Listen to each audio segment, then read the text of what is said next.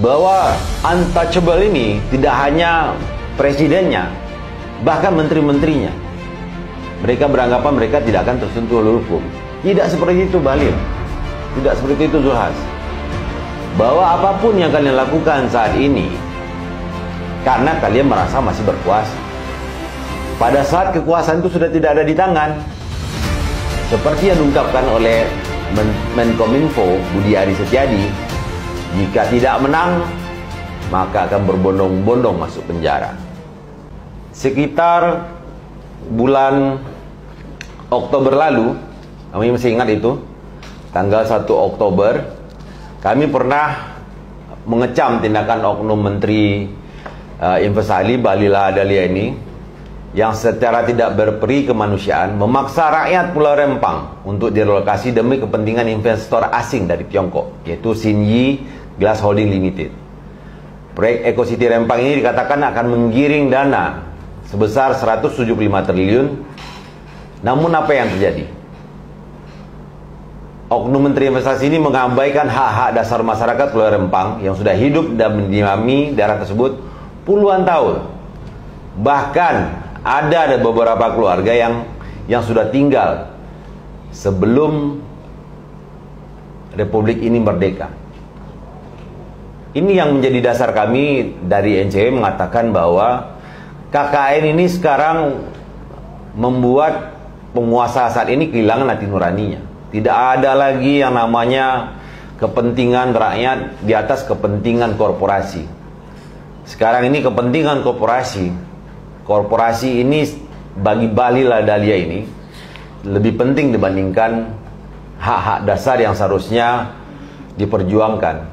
Dan ini dilindungi oleh undang-undang. Tapi apa yang terjadi?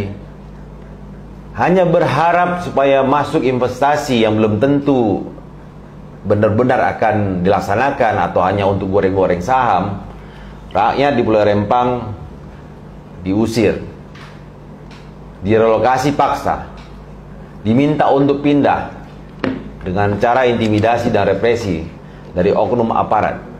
Nah, ini kan sudah tidak benar. Kami berusaha mengalihkan sedikit pandangan kami daripada pesta demokrasi 2024 ini, yang carut-marutnya ini sebenarnya sudah membuat kami di sini sangat muak sekali. Pelanggaran konstitusi, pelanggaran hak-hak untuk beropini, berorganisasi, berpendapat, bahkan berkreasi bagi budayawan. Ini semuanya sudah tidak jelas siapa dan mengapa mereka boleh diintimidasi. Ada beberapa hal yang sempat kami ungkapkan pada saat 1 Oktober 2023 itu, bahwa sebelum Xinyi ini berencana berinvestasi di Pulau Rempang, di kawasan Rempang Eco City, Xinyi ini pernah membuat MOU yang sama dengan kawasan industri Sadai tahun 2020 di Bangka Selatan, dengan janji akan memberikan investasi dan menyiapkan dana sebesar 6-7 miliar dolar. Yang tujuannya untuk menggarap pengolahan mineral tambang pasir kuarsa Bangka Belitung. Dan rencana ini pun sudah disampaikan oleh Xinyi kepada PJ Gubernur Provinsi Bangka Belitung pada saat itu, ya Ridwan Jamaluddin di Pangkal Pinang. Nah, ini makanya saat ini kami hadirkan Bung Yanto ini datang ke sini. Mungkin nanti bisa ditanya apa yang terjadi dengan investasi yang gagal dilaksanakan di kawasan industri Sadai. Dan sebelumnya juga kami mendapatkan data informasi bahwa sebelum Xinyi ini ternyata sebelum di Rempang Eco City ternyata, dan sesudah di Sadai, ternyata Xinyi Glass Holding Limited ini juga pernah menjanjikan akan membuat menanamkan investasi di Gersik. Di Gersik ini nilai investasinya 700 juta dolar. Bahkan sudah ada mitra lokal, yaitu PT Barkah kawasan Manyar Sejahtera, yang diminta untuk membeli lahan biar kawasan industri yang akan ditanamkan investasi sama CNG ini bisa membangun pabriknya. Tapi apa yang terjadi? Tetap CNG ini hanya janji-janji saja, dan investasi ini tidak berjalan hingga hari ini. Kekuasaan yang berlebihan dari Jokowi ini saat ini, dan juga diikuti oleh koordinatornya, memperlihatkan bahwa korupsi, kolusi, dan nepotisme itu sudah sangat merajalela di negeri ini. Pelanggaran konstitusi berkali-kali dilakukan. Rakyat yang memperjuangkan haknya malah sering diintimidasi. Para aktivis, para budayawan beropini pun direpresi. Pemilik media, kawan-kawan jurnalis, para wartawan, untuk memberitakan sesuatu yang fakta dan nyata terjadi, sering diintervensi pada saat mereka akan menayangkan beritanya. Kebebasan pers sudah jelas dibungkam. Bahkan yang lebih parahnya lagi, pemilik media sudah diberikan warning berkali-kali oleh oknum aparat untuk tidak menayangkan berita-berita yang bisa memberikan sentimen negatif kepada rezim pemerintahan sekarang.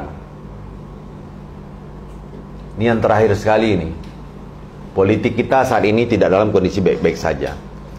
Kebebasan berpendapat dan berpolitik yang dilindungi oleh undang-undang juga dikebiri oleh sosok yang sering dipanggil nama Pak Lurah, yang saat ini kami yakini sudah terkooptasi oleh oligarki.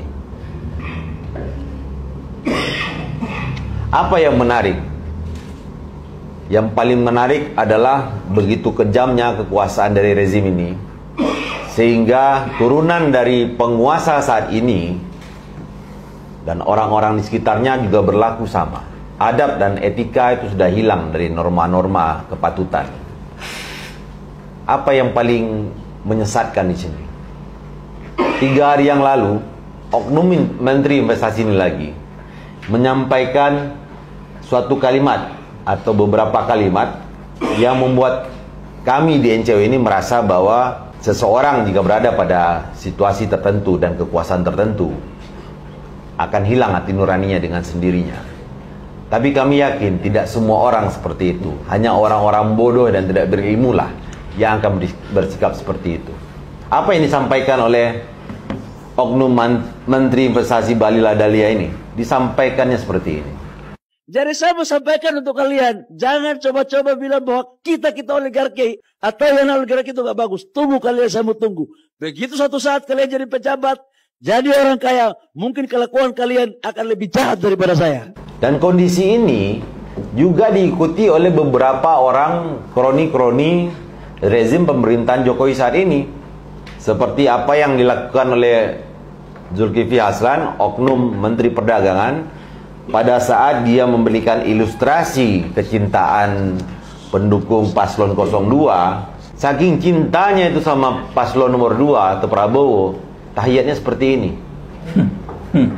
Nah, ini namanya kan melecehkan agama. Dan apa yang terjadi di lini di bawah kekuasaan Jokowi saat ini adalah meniru, latah, dan yakin bahwa kekuasaan ini akan terus berlanjut. Apa yang diperlihatkan oleh Pak Lurah ditiru langsung oleh anak buahnya. Bahwa untouchable ini tidak hanya presidennya, bahkan menteri-menterinya.